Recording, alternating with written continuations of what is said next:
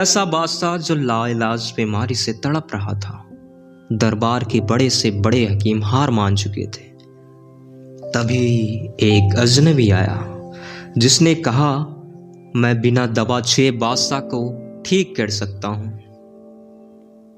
और हैरानी की बात, वो सच में एक ही दिन में बादशाह को ठीक कर देता है। लेकिन कहानी यहीं खत्म नहीं होती। असल खेल तो अब शुरू होता है। आइए पूरी कहानी सुनते हैं। ये कहानी है गरीब बादशाह और हकीम दूबा की। फारस देश में एक रूमा नाम का नगर था। उस नगर के बादशाह का नाम गरीब था। उस बादशाह को कुष्ठ रोग हो गया। इससे वह बड़े कष्ट में रहता था। राज्य के वैद्य हकीमों ने भांति भांति से उसका रोग दूर करने के उपाय किए, किंतु उसके स्वास्थ्य में कोई भी लाभ नहीं हुआ।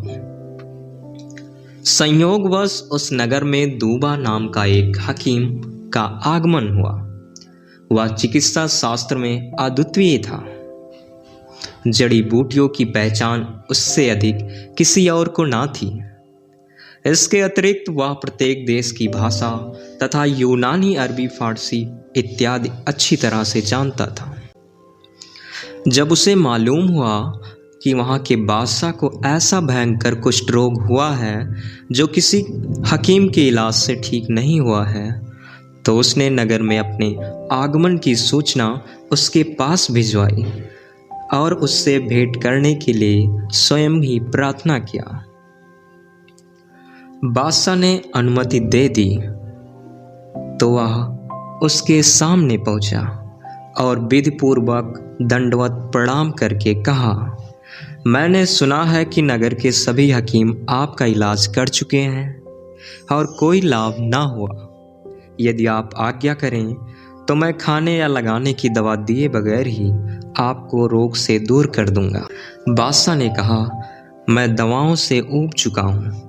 अगर तुम बगैर दवा के मुझे अच्छा करोगे तो मैं तुम्हें बहुत ही पारितोषिक दूंगा।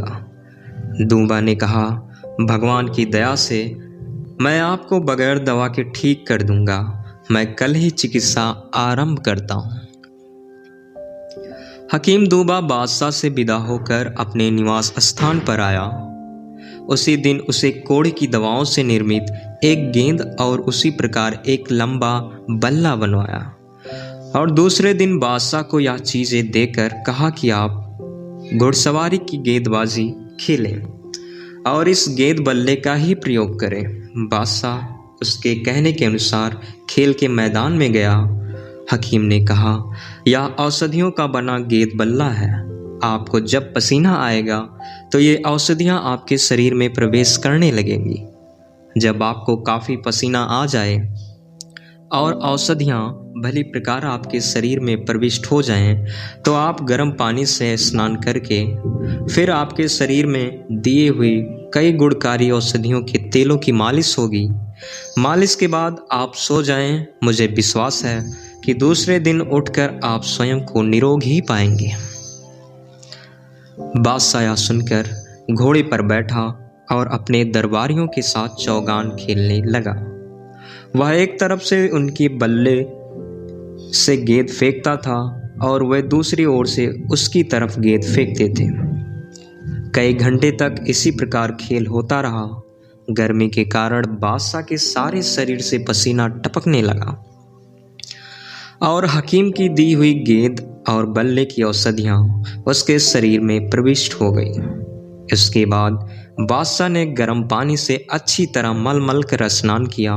इसके बाद तेलों की मालिश और दूसरी सारी बातें जो वैद्य ने बताई थी की गई। सोने के बाद दूसरे दिन बादशाह उठा तो उसने अपने शरीर को वैसा ही निरोग पाया जैसे उसे कुछ हुआ ही नहीं था। बादशाह को इस चमत्कारिक चिकित्सा से बड़ा आश्चर्य हुआ। वह हंसी खुशी उत्तमोत्तम वस्त्रालंकार पहनकर दरबार में आ बैठा। दरबारी लोग मौजूद थे। कुछ ही देर में हकीम दूबा भी आया। उसने देखा कि बादशाह का अंग अंग कुंदन की तरह दमक रहा है। अपनी चिकित्सा की सफलता पर उसने प्रभु को धन्यवाद दिया और समीप आकर दरबार की रीत के अनुसार सिंहासन को चुम्बन दिया। बादशाह ने हकीम को बुलाकर अपने बगल में बिठाया और दरबार के लोगों के सम्मुख हकीम की अत्यधिक प्रशंसा की। बादशाह ने अपनी कृपा की उस पर और भी वृष्टि की। उसने अपने ही साथ भोजन कराया। संध्याकालीन दरबार समाप्त होने पर जब मुसाहिब और दरबारी विदा हो गए तो उसने एक बहुत ही कीमती खिलत यानी पारितोषिक राजवस्त्र और 60,000 रुपये इनाम में दिए। इसके बाद भी वह दिन प्रतिदिन हकीम की प्रतिष्ठा बढ़ाता जाता था। वह सोचता था कि हकीम ने जितना उपकार मुझ पर किया है उसे देखते हुए मैंने इसके साथ तो कुछ भी नहीं किया, इसलिए वह प्रतिदिन कुछ न कुछ इकराम उसे देने लगा। बादशाह का मंत्री हकीम की इस प्रतिष्ठा और उस पर बादशाह की ऐसी अनुकंपा देखकर जल उठा। वह कई दिन तक सोचता रहा कि हकीम को बादशाह की निगाहों से कैसे गिराऊं। एक दिन एकांत में उसने बादशाह से निवेदन किया कि मैं आपसे कुछ कहना चाहता हूं, अगर आप अप्रसन्न ना हो। बादशाह ने अनुमति दे दी तो मंत्री ने कहा, आप उस हकीम को इतनी मान प्रतिष्ठा दे रहे हैं, यह बात ठीक नहीं है। दरबार के लोग और मुसाहिब भी इस बात को गलत समझते हैं कि एक विदेशी को जिसके बारे में यहाँ किसी का कुछ भी पता नहीं, इतना मान सम्मान देना और विश्वास पात्र बनाना अनुचित है। वास्तविकता यह है कि हकीम दूबा महाधूर्त है। वह आपके शत्रुओं का भेजा हुआ, जो चाहते हैं वह छल के द्वारा आपको मार डाले। बादशाह ने जवाब दिया, मंत्री तुम्हें क्या हो गया है जो ऐसे निर्मूल बातें कर रहे हो? हकीम को दोषी ठहरा रहे हो? मंत्री ने कहा, सरकार, मैं बगैर सोचे समझे यह बात नहीं कह रहा। मैंने अच्छी तरह पता लगा लिया है कि यह मनुष्य विश्वसनीय नहीं है। आपको उचित है कि आप हकीम की ओर से सावधान हो जाएं। मैं फिर जोर देकर आपसे निवेदन करता हूं कि दूबा अपने देश से वही इरादा लेकर आया है, अर्थात वह छल से आपकी हत्या ही करना चाहता है। बादशाह ने कहा, मंत्री, हकीम दूबा हरगिज जैसा आदमी नहीं है जैसा तुम कहते हो। तुमने स्वयं ही देखा है कि मेरा रोग किसी और हकीम से ठीक ना हुआ और दूबा ने उसे एक ही दिन में ठीक कर दिया। ऐसी चिकित्सा को चमत्कार के अलावा क्या कहा जा सकता है? अगर वह मुझे मारना ही चाहता तो ऐसे कठिन रोग से मुझे छुटकारा क्यों दिलाता? उसके बारे में ऐसे विचार रखना बड़ी नीचता है। मैंने अब उसका वेतन 3,000 रुपये मासिक कर दिया है। विद्वानों का कहना है कि सत्पुरुष वही होते हैं जो अपने साथ किए गए किंचित मात्र उपकार को आजीवन ना भूलें। उसने तो मेरा इतना उपकार किया है कि अगर मैं उसे थोड़ा इनाम और मान सम्मान दे भी दिया तो तुम उससे जलने क्यों लगे? तुम यह न समझो कि तुम्हारी निंदा के कारण मैं उसका उपकार करना छोड़ दूंगा। इस समय मुझे वही कहानी याद आ रही है जिसमें बादशाह सिंदबाद के वजीर ने शहजादे को प्राणदंड देने से रोका था। मंत्री ने कहा, वह कहानी क्या है? मैं भी उसे सुनना चाहता हूँ। बादशाह गरीक ने कहा, बादशाह सिंदबाद की सास किसी कारण सिंदबाद के बेटे से नाराज थी। उसने छलपूर्वक शहजादे पर ऐसा भयंकर अभियोग लगाया कि बादशाह ने शहजादे को प्राण दंड देने का आदेश दे दिया। सिंदबाद के वजीर ने उससे निवेदन किया कि महाराज, इस आदेश को जल्दी में ना दें। जल्दी का काम शैतान का होता है। सभी धर्मशास्त्रों ने अच्छी तरह समझे बूझे बगैर किसी को भी इस प्रकार से दंड नहीं देना चाहिए। कहीं ऐसा ना हो कि आपका उस भले आदमी जैसा हाल हो जिसने जल्दबाजी में अपने विश्वास पात्र तोते को मार दिया और बाद में हमेशा पछताता रहा। बादशाह के कहने से वजीर ने भद्र पुरुष और उसके तोते की कहानी सुनाई। पूर्व काल में किसी गांव में एक बड़ा ही भला मानस रहता था। उसकी पत्नी अतिव सुंदर थी और उसका भला मानस उससे बहुत प्रेम करता था। अगर कभी घड़ी भर के लिए भी वह आंखों से ओझल होती थी तो वह बेचैन हो जाता था। एक बार वह आदमी किसी आवश्यक कार्य से एक अन्य नगर को गया था। वहाँ के बाजार में भली भांति भांति के और चित्र विचित्र पक्षी बिक रहे थे। वहाँ एक बोलता हुआ तोता भी था। तोते की विशेषता यह थी कि उससे जो भी पूछा जाए उसका उत्तर बिल्कुल मनुष्य की भांति देता था। इसके अलावा उसमें यह भी विशेषता थी कि किसी मनुष्य की अनुपस्थिति में उसके घर पर जो जो घटनाएं होती थी उन्हें भी वह उस मनुष्य के पूछने पर बता देता था। कुछ दिनों बाद उस भद्र पुरुष का विदेश जाना हुआ। जाते समय उसने तोते को अपनी पत्नी के सुपुर्द कर दिया कि इसकी अच्छी तरह से देख रेख करना। वह परदेश चला गया और काफी समय बाद लौटा। लौटने पर उसने अकेले में तोते से पूछा कि यहाँ मेरी अनुपस्थिति में क्या क्या हुआ। उसकी अनुपस्थिति में उसकी पत्नी ने खूब मनमानी की थी और सील के बंधन तोड़ दिए थे। तोते ने अपने स्वामी से सारा हाल कह सुनाया। स्वामी ने अपनी पत्नी को खूब डांटा फटकारा कि तू मेरे पीठ पीछे क्या क्या हरकतें करती है, कैसे कैसे गुल खिलाती है। पति पत्नी से तो कुछ न बोली, किंतु क्योंकि बातें सच्ची थी, लेकिन यह सोचने लगी कि यह बातें उसके पति को किसने बताई। पहले उसने सोचा कि शायद किसी सेविका ने यह काम किया है। उसने एक एक सेविका को बुलाकर डांट फटकार कर पूछा, किंतु सभी ने कसमें खा खा कर कहा कि हमने तुम्हारे पति से कुछ भी नहीं कहा। स्त्री को उनकी बातों का विश्वास हो गया और उसने समझ लिया कि यह कार्यवाही तोते ने की है।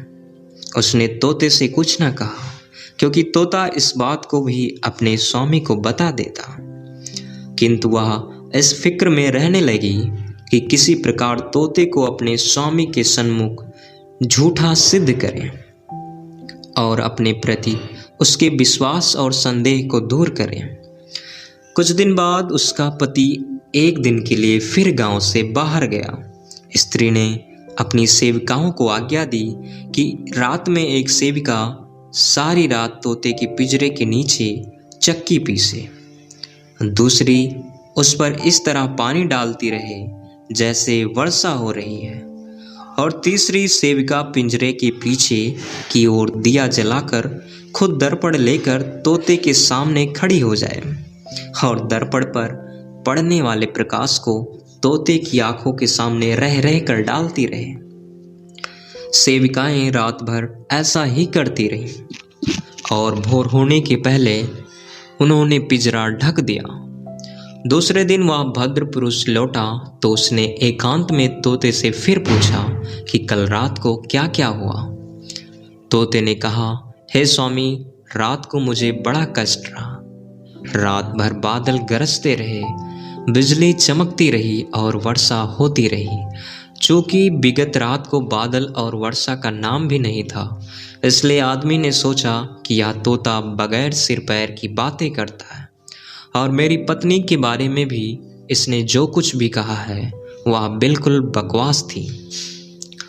उसे तोते पर अत्यंत क्रोध आया और उसने तोते को पिंजरे से निकाला और धरती पर पटक कर मार डाला।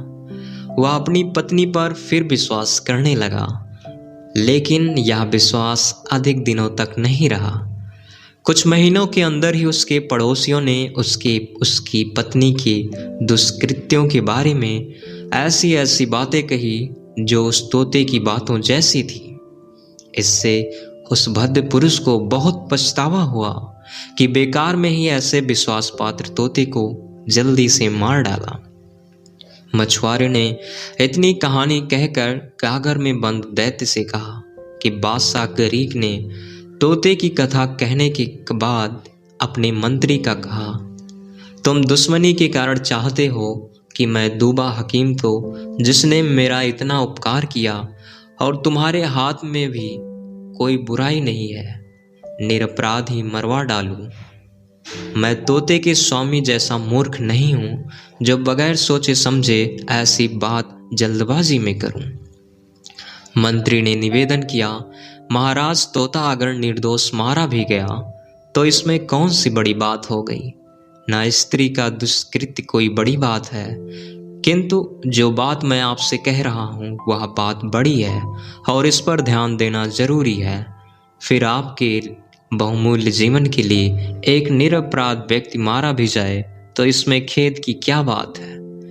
उसका अपराध इतना बड़ा है कि सभी लोग उसे शत्रु का भेदिया कहते हैं। मुझे उससे ना ईर्ष्या है ना शत्रुता। मैं जो कुछ कहता हूँ आप ही के लिए भल कहता हूँ। मुझसे इससे कुछ भी लेना देना नहीं है कि वह अच्छा है या बुरा। मैं तो केवल आपकी दीर्घायु चाहता हूँ। अगर मेरी बात सत्य निकले तो आप मुझे वैसा ही दंड दें जैसा एक राजा ने अपने आमत्य को दिया था।